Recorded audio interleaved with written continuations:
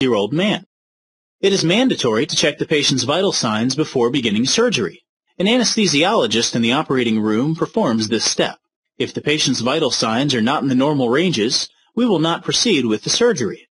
Using the healthy person's vital sign chart as a reference, can our patient undergo surgery today? It looks like surgery will proceed as planned.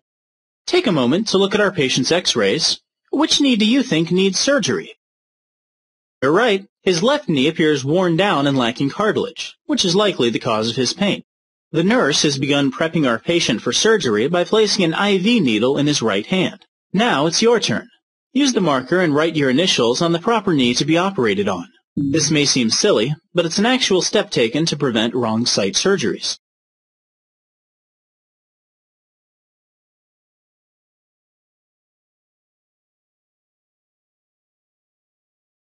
Nope.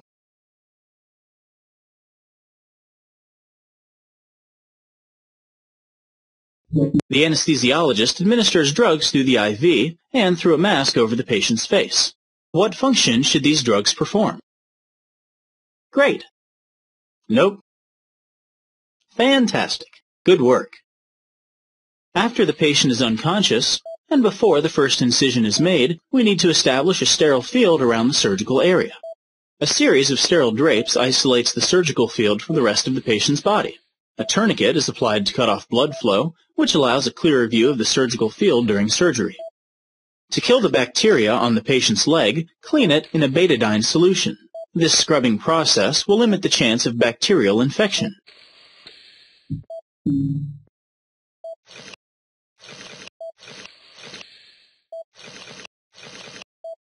Betadine scrub is applied 2 more times, followed by the final arrangement of sterile drapes.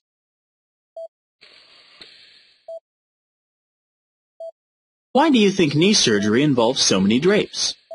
Good work. Use the sterile marker to draw the location for our incision, and don't forget to mark the perpendicular lines too.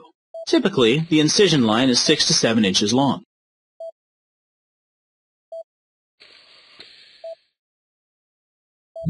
What purpose do you think the perpendicular lines serve? Outstanding. Now for the incision. Take the scalpel and cut the skin following your markings.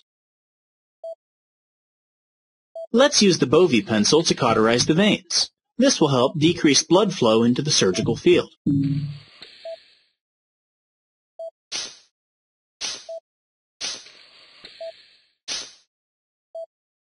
The rake retractors fold the skin and tissue out of the way, exposing our patient's knee. To operate, we need the patient's knee elevated and bent so the bones are fully exposed. Now the leg is at the proper angle. Use the rongeur to remove the anterior cruciate ligament, or ACL, the meniscus, and any bone spurs that may be lurking about.